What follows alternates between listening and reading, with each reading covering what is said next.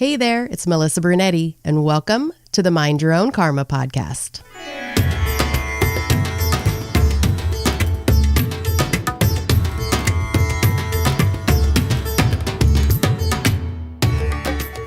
Hey there, Karma crew. Thanks for joining me for this special episode of Mind Your Own Karma, the Adoption Chronicles.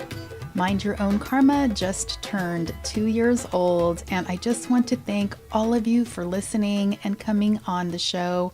Obviously, I could not do this without you. Together, we are educating the world. I have had so many amazing guests on the show and have made so many friends. I have learned so much from each and every interview that I have done, and I just want to thank all of you for that because it makes me a better podcaster and interviewer, and it helps me to know what the community needs. What does the adoptee community need? So that in turn I could be of service to the adoptee community and beyond. The adoptee community is why I became a somatic mindful guided imagery practitioner. I saw my fellow adoptees hurting and I just felt that I had to do something. But getting back to this episode, I have interviewed over 50 adoptees now. And what a gift. What a gift it was to me to be able to hear your stories. And because it's the holidays, and I know it is so hard for some adoptees through the holidays, and since you all have been a gift to me and Mind Your Own Karma, I wanted to give a gift back to all of you. And if you listen to my interviews, I really try in every interview at the end to ask the question, what do you want struggling adoptees to know? And my gift to you this year is a compilation of about 30 adoptees and what they want you to know. I give so much credit to my producer who put these clips together, and when I listened to them, I cried.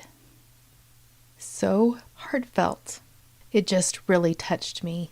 And I hope it touches you, and I hope that if you are a struggling adoptee, that the next 30 minutes you discover that you are not alone and that there is a huge community out there just waiting to support you.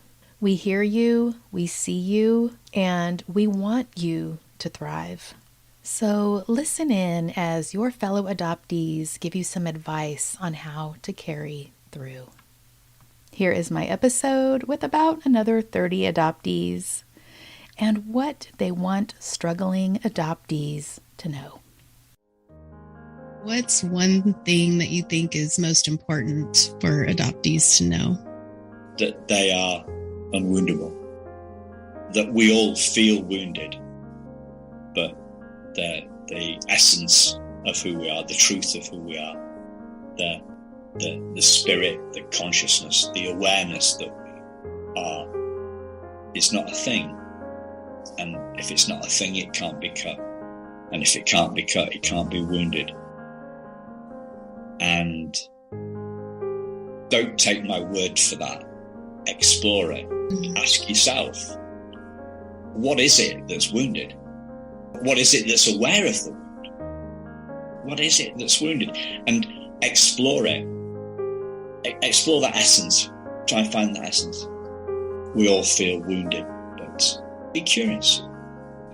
Search for the truth. Always tell the truth.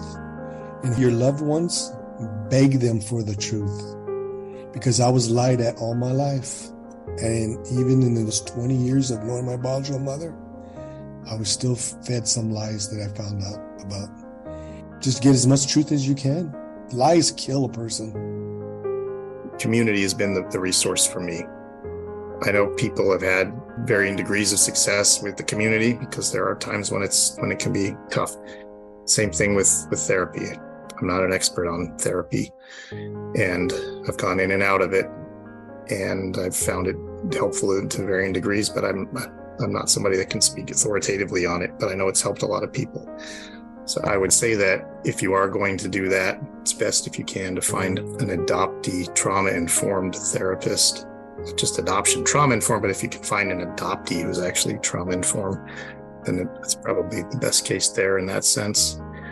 The community, again, like I said, can be very beneficial for people when they don't have any sounding boards, they haven't had any way of talking about any of this. And I think there's a generational thing here, meaning if you think back, and this is going to sound kind of strange, dialogue, like in this ancient Greek sense of dialectic, of talking back and forth with people, was a way of figuring things out. Now we say, well, if it's online, you're not going to figure it out the right way because you can't read people fully and they won't be disclosing things to you. And it still can be the best vehicle you may have at your disposal. Not everybody's going to have the ability to go find a therapist or do something in person. So the groups can be very effective if you know how to approach them and navigate them and learn how to be cautious yourself about how you feel in those spaces.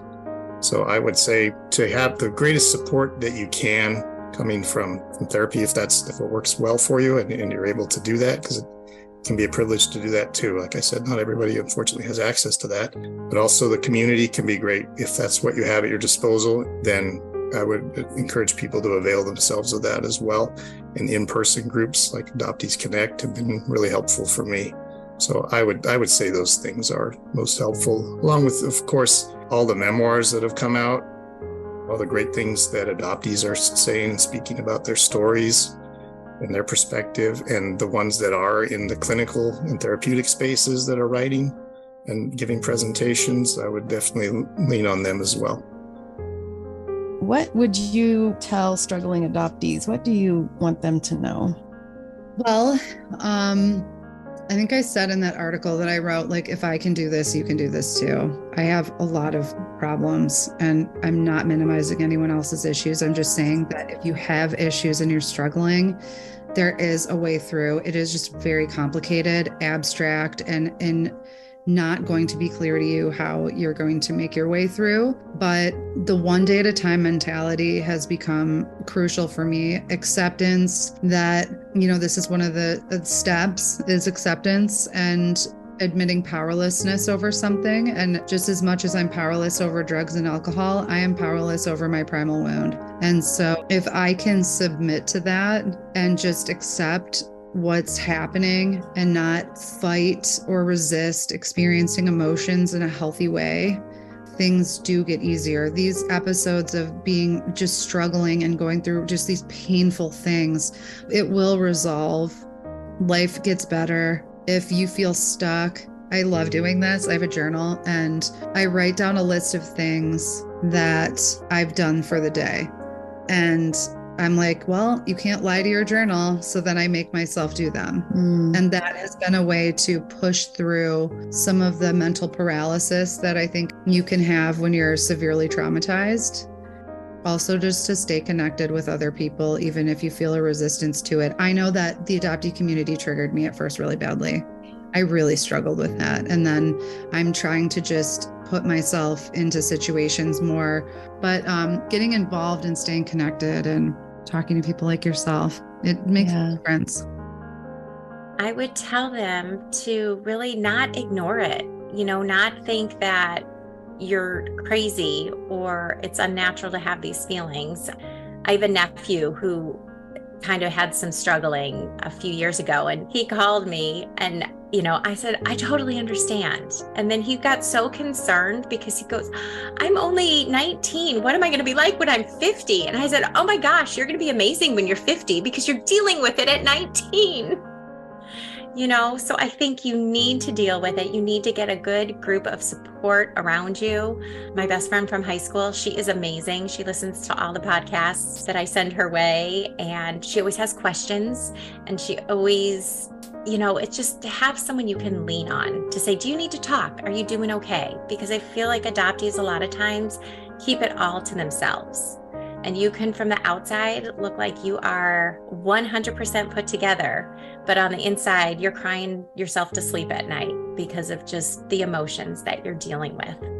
And they're just such, I guess, they seem like they come from nowhere, and it's hard for people to understand that you could be happy in your life with your family. You could be happy that you've met your biological family. Your adopted family could be great too, but yet you're struggling and sad, and that's okay.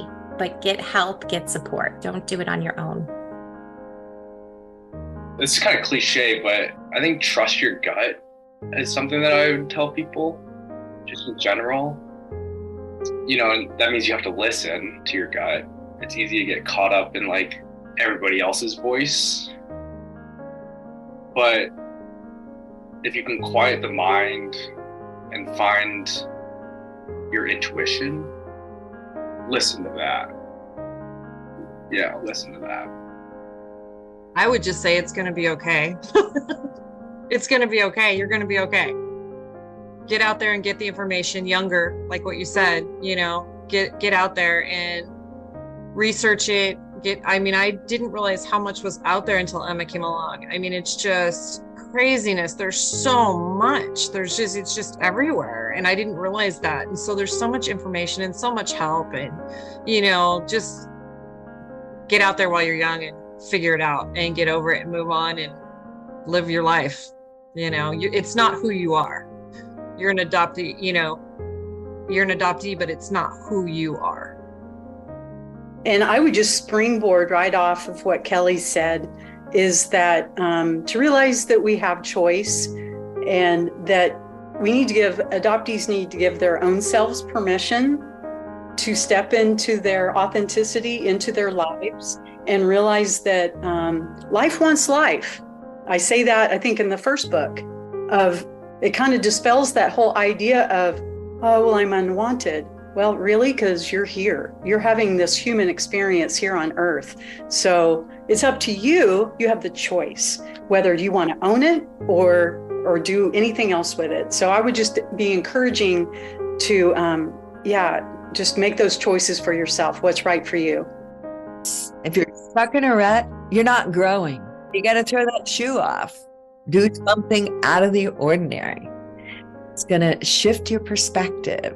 That's what they call it in some of the shamanic works of Don Juan, Carlos Castaneda stuff. It's called a shift in your assemblage point. So if you've been stuck, like in trauma or something like that, you really need a shift in the assemblage point that you're operating from. And that for an adoptee is really hard to dislodge and to move into different directions.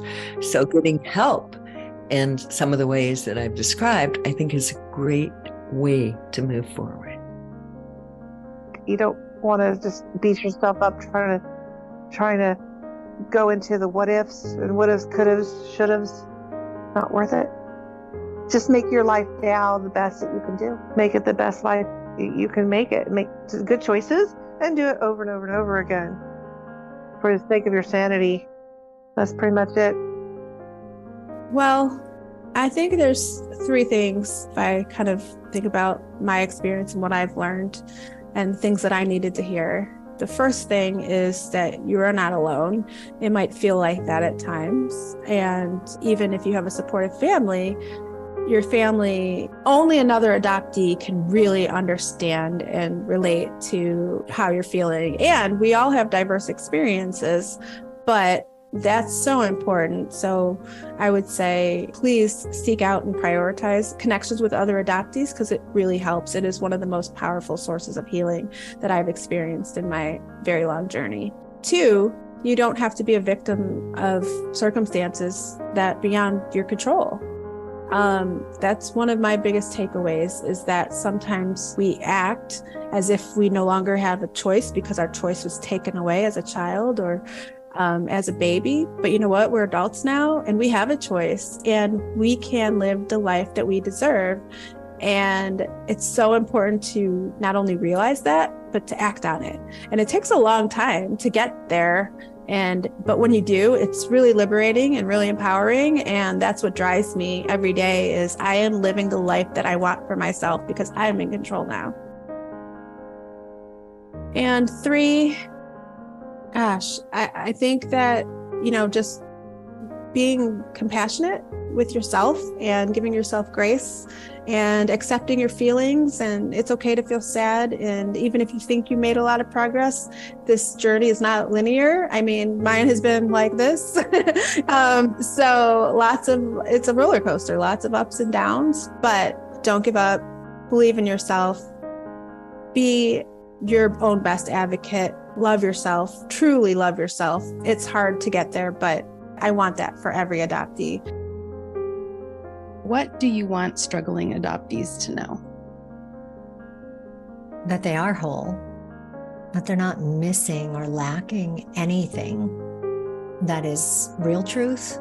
The things that they're most likely seeking are right there within, waiting for them to welcome them back. Like love as an entity, it's there waiting for you to say yes to it. Yes, please come back, flood back into my life. It doesn't need to come from a parent or a family or a partner.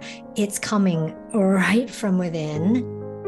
Yeah. And we get to experience that in a depth that's beyond what we can experience from another person once we really fully welcome it back. All of those things are there. All the things that someone who's struggling might be seeking out here, whether it's safety or belonging or love or anything, all of it is just waiting for you. Yeah. And the getting back to, the welcoming back of those things in your life require some work. I mean, the struggle is very real. And so I'm not here saying, oh, you just have to remember that those things are in you and then boop, you're back. I mean, there's work to be done. If you value life itself, not just your own life, but life itself, or you're on the other side of the spectrum and you're like, I just want to have an amazing life. I just want to live the best life I can.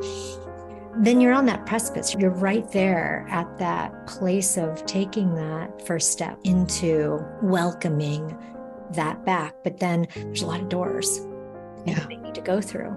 And some of those doors are being held closed by protectors in your life, these guards that you've put up, that your life and your experiences have constructed for you to keep you safe, to keep you sane and well, and all of those things at the time.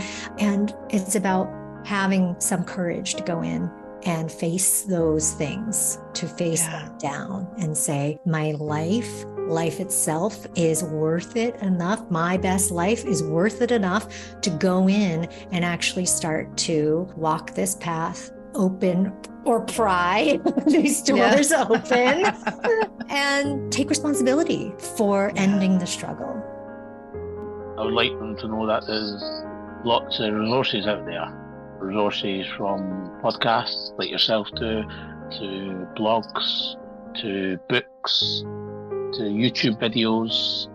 We can watch other inspiring adoptees or people like, there's a guy called Paul Sutherland does a talk about adoption. There's support groups out there, online ones, there's also face-to-face ones. What I would say is, over my 2-3 years in the adoptee world, see, when us all adoptees get together, the conversations that I had, everyone comes away feeling inspired. So they do a thing like Adoption Week. I think you guys do Adoption Month. There's events that happen over here in the UK where we all get together on Zoom, or there's meetups, and people make a big deal about adoption for the adoptees.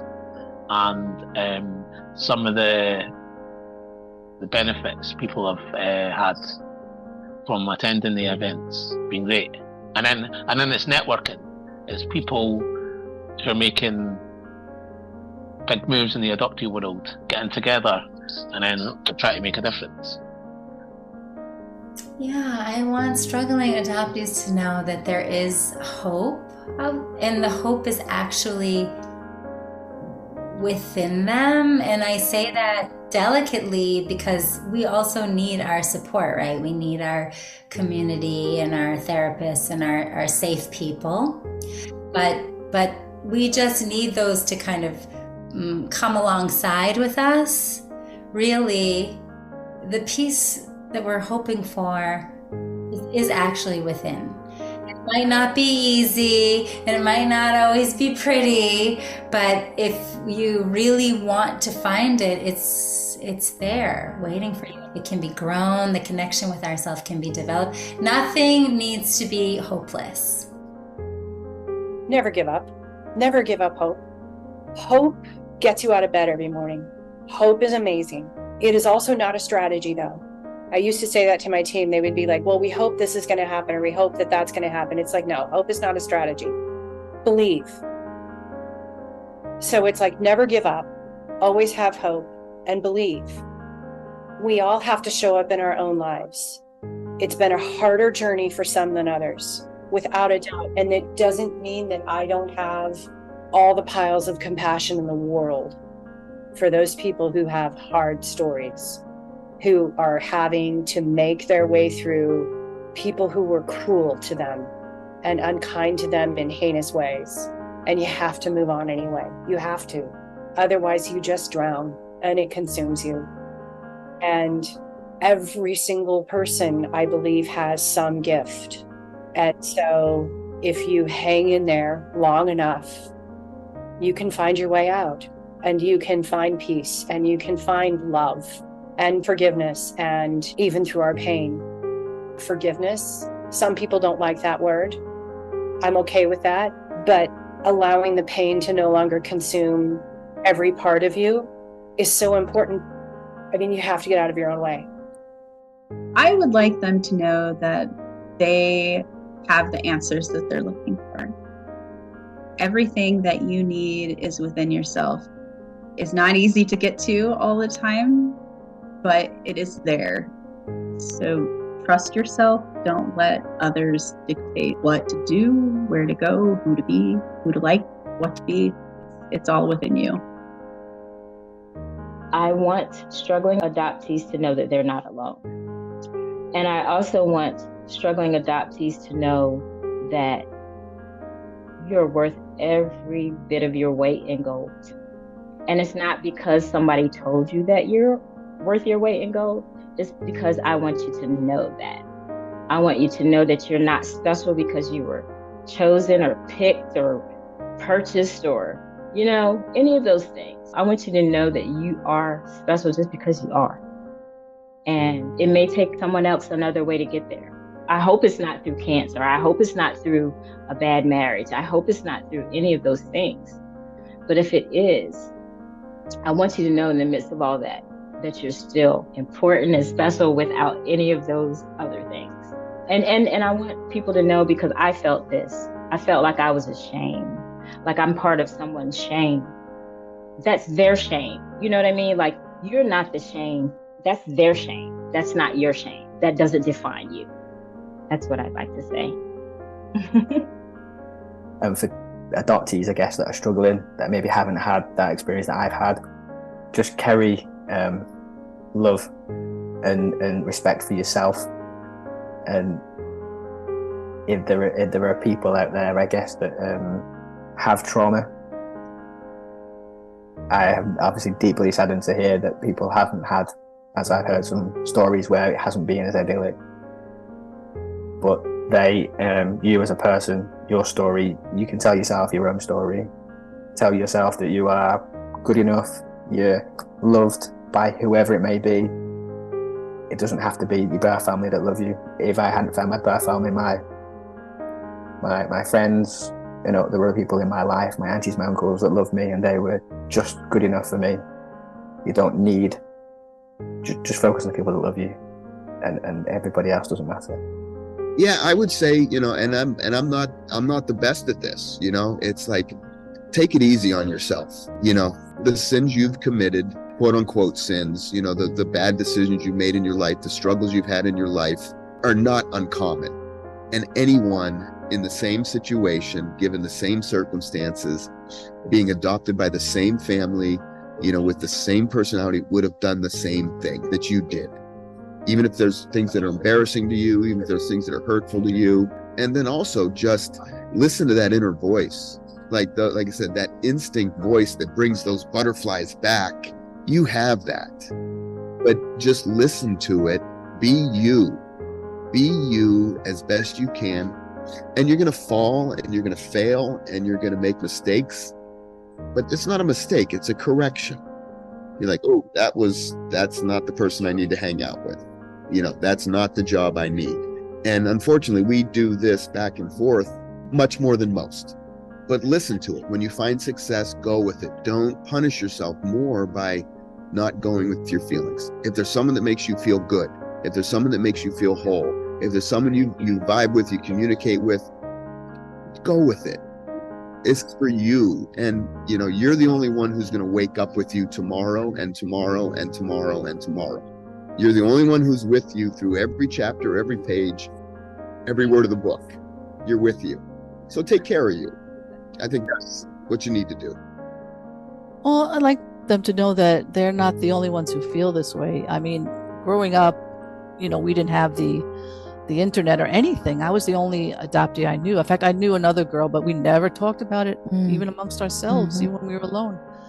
These days, I mean, it's a lot better, and it's so good to know that, there are other people who feel like I do. I thought I was the only one because everyone would say, oh, no, you're so lucky. What do you mean? It's the same thing. Yeah. And it's not. And to know it's not, that's okay. It's okay that it's not the same. I think that everyone's story is fascinating, and no matter how you come to it and how you feel today, that you need to be seen as your own authentic self, whoever you are, wherever you are in your journey, and to be accepted. And there is a community of people who understand. We're all searching in some ways to find ourselves in the continual quest, and I think that's one thing that has really opened me up to be able to share my story to other adoptees is, no matter what the circumstances, you can do this and you can get through it. Well, that we're not alone, and that there's a lot of information out here. I mean, we're all starting to talk now. We're all making this narrative more commonplace. There is no shame in it, regardless of what you've ever been made to feel or anything that you've ever been told, So as an adoptee, I would say not everyone deserves your secret story. So we're still living in a world that mostly marginalizes our story. And I know adoption is a mosaic. Everyone has a different experience, but take your story to a safe place. Other adoptees, even if they have a different experience, they'll still have a connection, I believe. So don't expect the world to always understand how it feels to be adopted. I have very, very close friends that struggle to understand. And they love me, but they just... So that's, I would say, these spaces like you've talked about so many times, podcasts, support groups, but other adoptee spaces, start there. I think just, something that I wish I would have probably grasped a little bit sooner is to just love who you are. Because I think as adopted people, we question our place in this life, and we question who we are as people and where we fit in. Because, I mean, when you know you're adopted, you just kind of feel, for me personally, I felt like I was adrift. I felt like I didn't know where I belonged anymore. I was very lost, and I just kind of became who everybody wanted me to be for such a long time. So I think if we could just, as adopted people, just understand that we are okay and that we are perfect the way we are. And just because our parents decided they didn't want us anymore, that is not our fault. Love yourself, believe in yourself, know that it's not your fault. I wish I would have understood that a lot sooner, and I feel like I could have healed a few things a little bit easier than having to relearn all of these same lessons. Let that freak flag fly. And those people that don't resonate with you, then they just don't have to. That's fine. It's okay. I just want adoptees to realize that whether you found out where your issues come from or not, we're not the sum of our past. Our past is something that we should learn from. There's a lot of lessons in there. There's a lot of lessons in mine.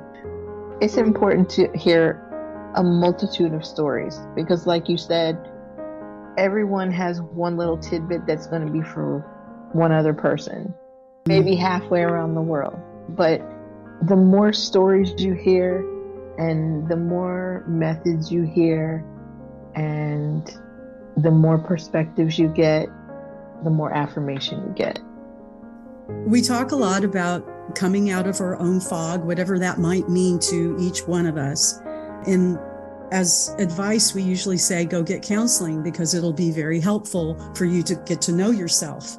But I would say a caution is make sure you check with the Board of Ethics that your counselor, therapist, doctor is of good standing. Make sure you look at things like Health Grade on the internet to see how many stars they have. Look at the comments to see what they say about the therapist. Well, you can interview your potential therapist, your doctor. You have that right. I never knew that. So I think the more we broadcast that we give people permission and say, oh, I didn't know I had a right to do that, the better off we'll all be to make sure we're in a safe place. Get help, however that is. Don't keep it all inside. Get help, talk to people, get a counselor, go to therapy, join groups, self-help groups. And it doesn't have to be only adopted groups. There's other organizations, other groups out there that can help. It's just being with people and getting out of ourselves, I think is that's been crucial for me. You know, I think I'll say this. The universe loves every one of us, and we are all one in this world. And whatever you're going through, just have faith. Have faith. Learn to love yourself. That's really a big thing. Learn to love yourself. I'm working on that. And last but not least, this is Melissa, your host. And I have a couple of things to say about what I want struggling adoptees to know. The first thing I want you to know is that you alone are enough. Your self-worth is not about being adopted or having the primal wound or what others say about you, or maybe even what you are thinking about yourself in this moment now. It is not a coincidence that you are here in this moment listening to this right now. You are here and you are a survivor and you have a purpose in this world. And I can almost guarantee that being an adoptee and going through everything that you have gone through so far is part of that purpose. We go through something, we learn from that something, we grow from that something, and then we give what we've learned to help others. Do you know what your purpose is? I have a new favorite quote, and everyone knows I love quotes, and it says, maybe the journey isn't about becoming anything. Maybe it's about unbecoming everything that really isn't you. And many adoptees don't know who they are because their reality has been what other people have molded them to be. And maybe you just need to embody some of that unbecoming so that you can discover your purpose. You can be your own hero. You don't need anyone to validate you. You don't need anyone to save you. You have the power to heal yourself. Do not give up. Your healing combination is out there. And if you need help finding that healing combination, or maybe just discovering your purpose, send me an email and let's figure out a way to figure out what your healing combination is. My website is mindyourownkarma@gmail.com if you want to become a part of the Karma crew, or you can just email me directly at mindyourownkarma@gmail.com. Thanks again for 2 amazing years of supporting me in this podcast. And as always, take what you need and leave what you don't. And always remember to mind your own karma. I'll see you next time.